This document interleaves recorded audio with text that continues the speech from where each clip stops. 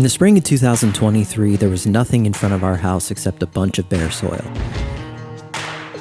I worked hard to transform things as quickly as possible, and within 6 months' time, the lawn had taken shape. But not everything that's good lasts forever. After a couple years of drought and a hard winter, well, things don't look quite the same.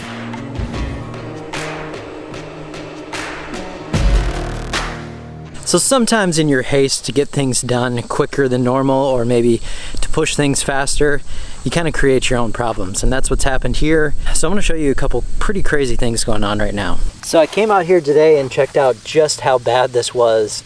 I haven't been out here to inspect for a while, but look at this. I mean, that is all thatch. So it's just an absolute mat of grossness here. That's, like I said, just sitting on the surface of the soil. All of this is just sitting here, and it just comes out as if you could just roll it out like a carpet.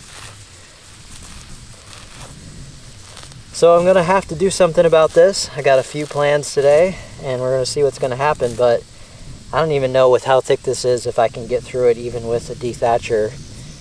We're just going to find out, or otherwise this might have to be a start over completely project. I'm not going to jump to those conclusions quite yet. We're going to see. I mean, look at that. That grass isn't even rooted down into the ground. Crazy. So you just take this, just comes right out of there.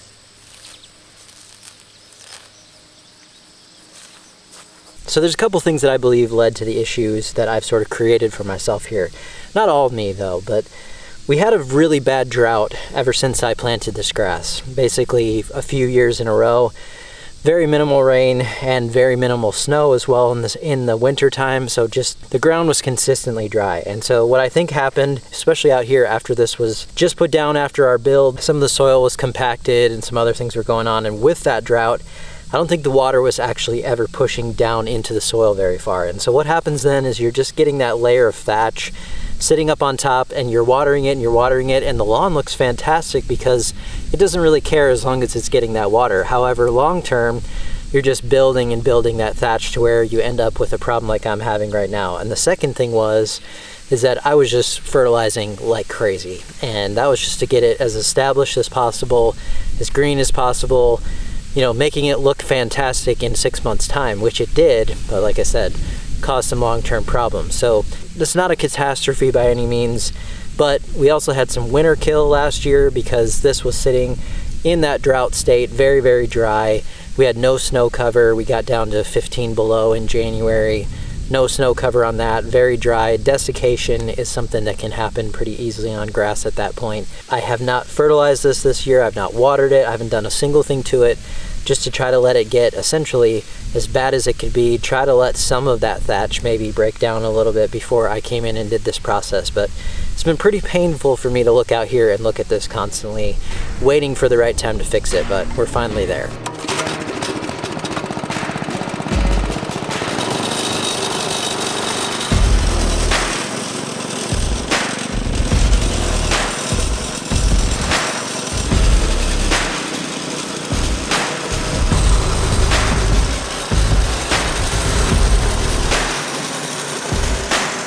After a few passes here in this test spot, it looks like it's got the majority of it. Maybe not 100% without me coming in here, and might have to do some hand raking, or I don't know.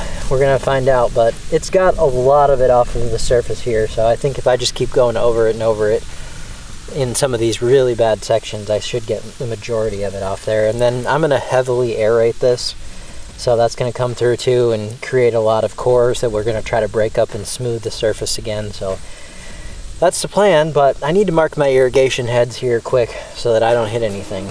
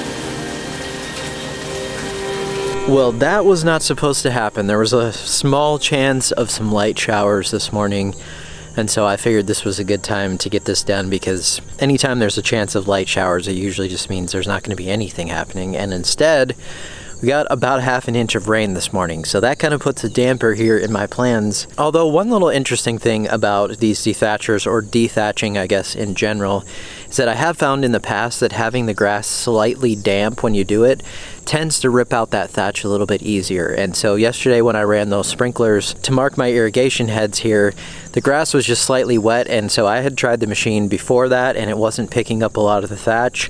After I did that and it was slightly damp, it actually ripped it out a lot better. So that might be something to try if you're having some difficulty getting that thatch to come out. But this is still so thick on here, and last night I was actually doing a little more inspection, and I've never seen anything like this. You start scraping off this thatch, all of the grass pretty much comes with it. And I mean, you can just scrape it off completely off of the ground. So essentially, like I said, I have never seen this before. I've been working on lawn stuff since 2012, and I have never seen anything like this where it is just completely sat on the top of the surface and hasn't set any of its root system into this. So I don't also know how it has survived so well up here with basically no root system. I mean, we're talking right here, you know, maybe a half an inch to an inch of roots, but no idea, because it's very green out here and we've been through some of our hottest and most stressful period. Obviously we have had rain in July, a lot of it, but you would think that any time that this gets to the soil temps we've had and above 90 degrees consistently like we've had most of July, that this would have died out. And it's not, but it's also just sitting on the surface. I think I'm going to try to run that machine through here one more time while it is kind of wet, do what I can, see what happens, and then from there I'm going to have to make a decision, because my plans as to what I was going to do here are not working out as I had hoped, and that's just kind of how things go sometimes. You just got to make some changes along the way if it's not working out how you thought it was going to.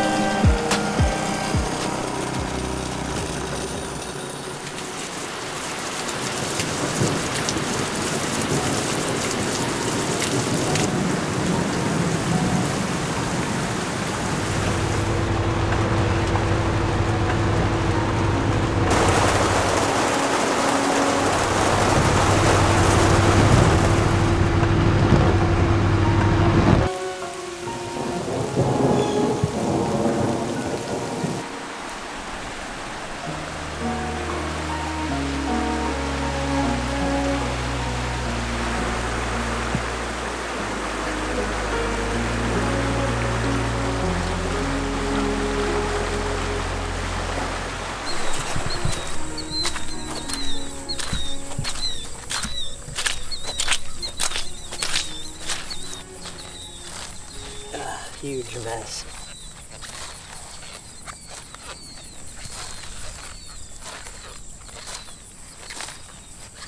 Well, it's just one of those weeks where things have not worked out the way that I had hoped that they would, but you know, that's just life and that's how it goes sometimes. So I started this project out here because it was looking like rain was coming later in the week, but not in the midweek, or not, at least nothing heavy was supposed to happen.